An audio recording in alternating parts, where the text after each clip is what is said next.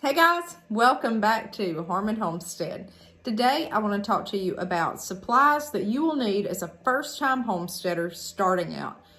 So we have been homesteading for the past 2.5 years, and I would like to tell you about supplies that we have acquired and what you will need to expect to have.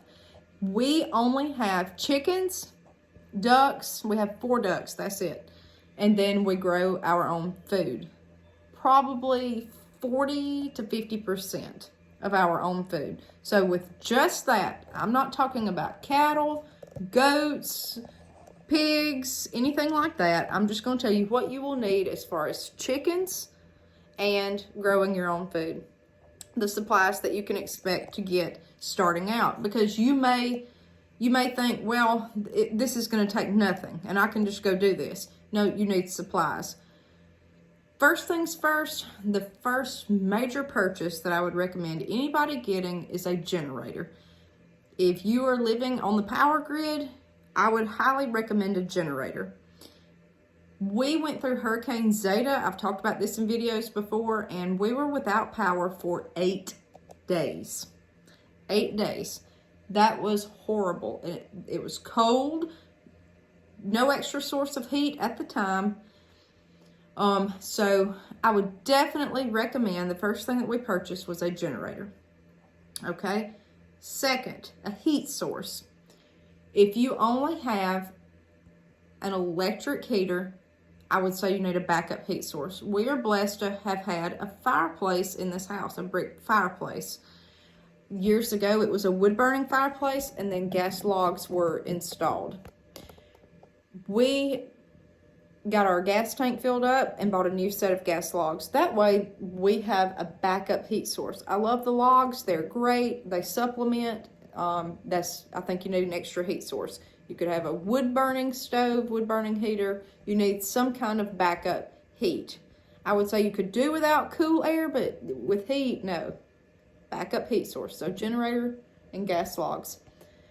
The third major purchase that we bought, and this you really need to think about. If you're gardening seriously, you need space to put this food. You can freeze just about anything that you grow. We invested in a large deep freezer. That was several years ago. Thankfully, before the price increased, we were able to obtain that deep freezer. It's a huge upright deep freezer, and it's full. That's with even meat canning is full. You have to think about meat. If you can buy meat on sale, even if you're not growing your own food, you could put it in a deep freezer. There again, though, if the power goes out, you're going to need that generator if it's for an extended amount of time. That's the first few big things that we purchased that I would recommend you looking into and investing, okay? As far as gardening supplies, there really has not been that much. You will need fertilizer. You will need a few simple tools to plant your seedlings. You could do this by hand if you had to. What is good to have is a tiller. If you have a large raised bed or a large area, that is a large purchase. So you will need to look into getting a tiller. If you have small raised beds that's all full of just potting mix or mulch, then you will not need that more than likely. But our raised bed is, I believe, 20 by 30. It's large, and it's dirt with supplements added to it. So this has to be tilled. This is not loose, beautiful potting mix that we're using. This is compacted dirt. Okay, you have to have a tiller for that. Our pasture garden, it is very large. We have to have that tilled up with the tractor.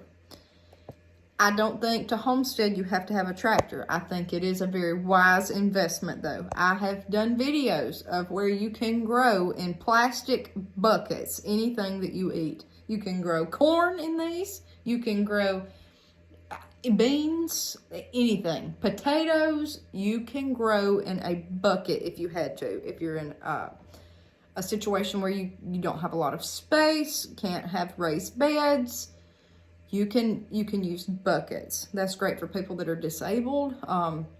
children that want to garden or new time gardeners or us. We just loved it and like trying the buckets.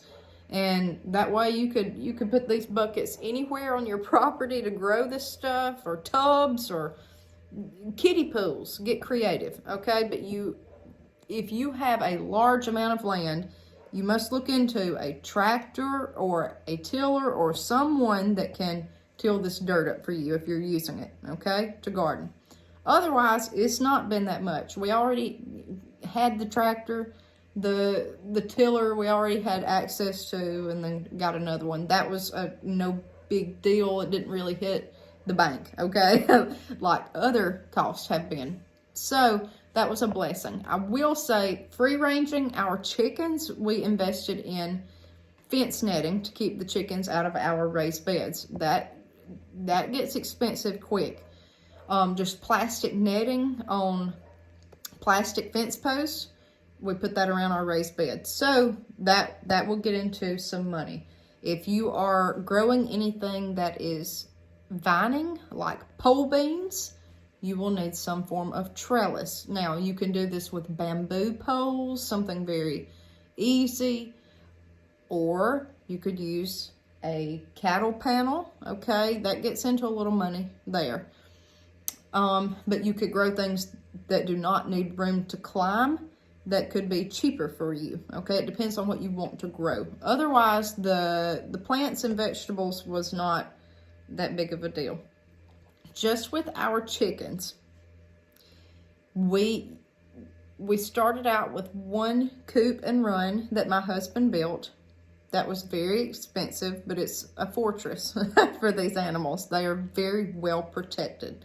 When we had all of our chickens attacked, that was the only coop that withstood the attack. So, but it was hand built. It was well made. The prefabricated coops, we have all of those inside of dog kennels that are wrapped with chicken wire and then a netting top. And they are still not predator proof.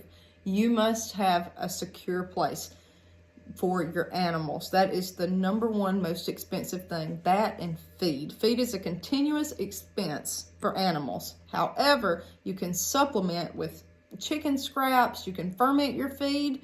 You can free range, which helps your amount of feed that you're giving these animals every day, because they're eating naturally, and throw a little sweet feed to them at night, okay? They don't need as much food from a sack as if they were cooped up all day in a small run with no access to grass, bugs, anything like that, okay? Fresh water, that's a continuous expense through your water bill, okay? Otherwise, that has not been that bad. The chickens will give you produce. They give you eggs, so you can continuously eat those. You can sell those. Then we get into this. If you want more chickens, you can buy your own incubator. We have incubators. I like to incubate my own chicks. There's one right behind me, right here. Okay, this is just in my dining room. Okay, it's sitting on a buffet. We have the incubators. You will need a candler. I highly recommend that. I just did a video last night on how to candle Moran eggs and Americana eggs. Colored, hard-shelled eggs that are hard to see, you need a high-powered candler. You do not want an egg exploding in a styrofoam incubator. You do not want that. You want to see the growth, make sure it's viable. You will need a heat source. You can have a heat plate for baby chicks, or you can have a heating lamp. You will essentially need both past a week to 2 weeks old. You'll need the plate to begin with, and then you will need a heat lamp. Once they get bigger, they will not fit under the plate at a certain size. I love heat plates. I would highly recommend that. That's an investment that it's just like the incubator. You can reuse this over and over and over. As far as a minimal cost, you will need chicken waters, feeders. We use marbles. You can have rocks in the bottom of your water just while they're a couple days old. So the amount of water that they're drinking, that they won't drown when they pick up a sip of water. That's very small change, but it's a supply to expect. You will need cleaning supplies. You will need chick starter. You will need shavings to put in your brooder box, or whatever litter method you choose. All of these supplies, guys, when you talk about it, they add up. They add up quickly. And a lot of this is not reusable, like feed, shavings, etc. Back to the food, you will need a way to preserve your vegetables and produce. We use our deep freezer. Anything that I grow, I can freeze. However, I purchased an electric canner 2 years ago. I love it. It's foolproof. I don't foresee canning if there was not power, so I thought that was a wise investment. If I thought I was going to can with no electricity, then I would get a regular canner, pressure canner. However, I just wanted to use the electric one. It has been phenomenal. It's so easy. It's so simple. There's nothing to it. You literally just punch a button, okay? That's all there is to it. That's it. You will need mason jars to can with. You will need rings and you will need lids. The rings are reusable from here on out. However, the lids are not. They're one-time use if you're buying standard canning lids. Those are not cheap. However, the hardest part is buying the jars. There was actually a jar shortage 2 years ago after we had gotten into this. Thankfully, I just went on a whim, caught jars on sale, and I bought, I don't know how many cases, probably 30 cases of jars. We use the jars over and over and over. It's reusable. The only thing that I cannot freeze are my green tomatoes. I love to can those. That way I can drain them, fry them up, and have fresh fried green tomatoes. And then I do pickled crab apples.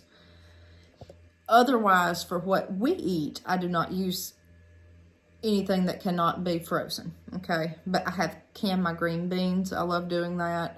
I like it and I enjoy it, and it takes up less freezer space so I can put more meat in the freezer.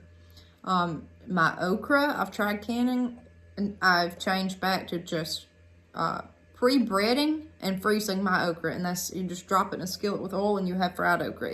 I will never do that any other way. You'll learn.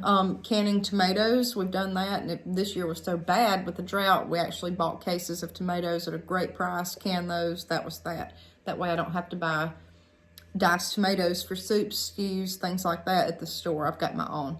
And it's nice knowing that you did it yourself and it's right here. You don't have to buy it, and it's one less supply, and it was cost effective, really.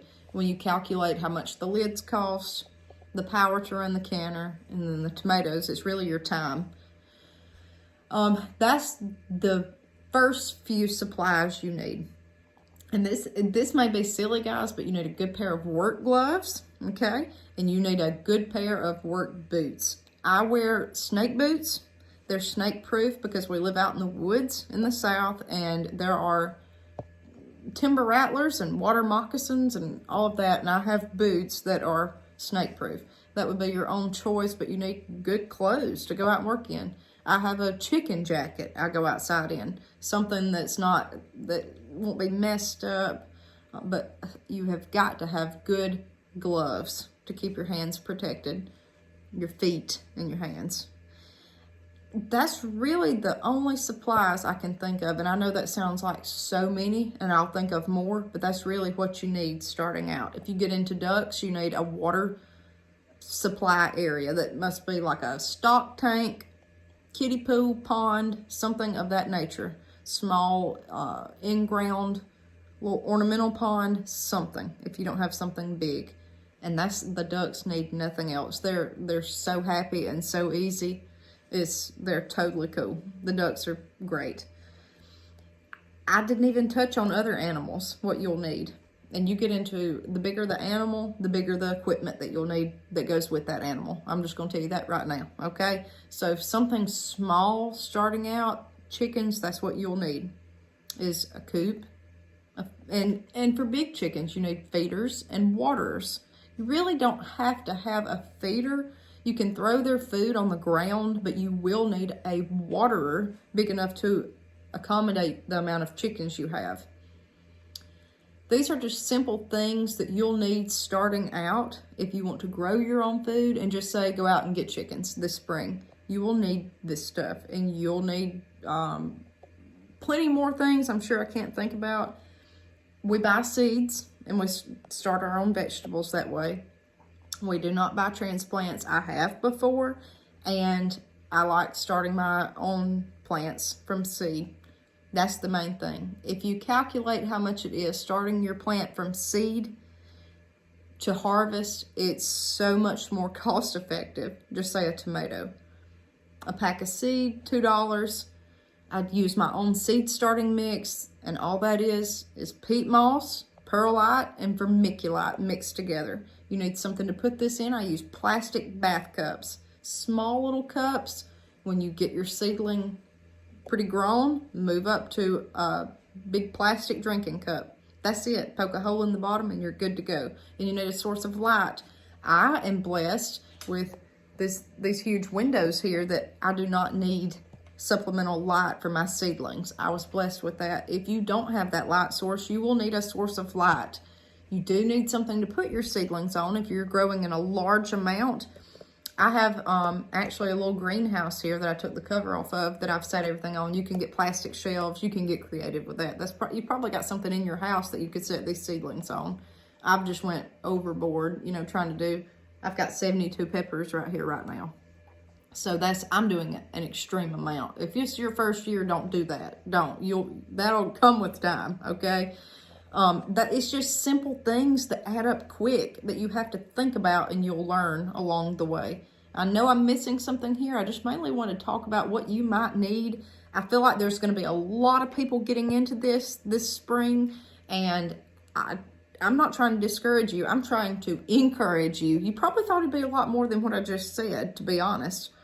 And I've talked about everything from seed to canning, okay? So it's not that much. You'll find stuff along the way that you need, like, hey, I need a huge basket to put all my green beans in that I just picked. Something like that. It's not bad, guys. It's not. You've just got to put forth the effort. What is bad is after working all day, you've got to sit there and harvest all this and take care of your animals, and then snap all your beans, wash all your beans, blanch all your beans, can all your beans, and then get supper ready and go to bed. That's where it gets tough. That's the hardest part of this, is the time factor if you are working full time.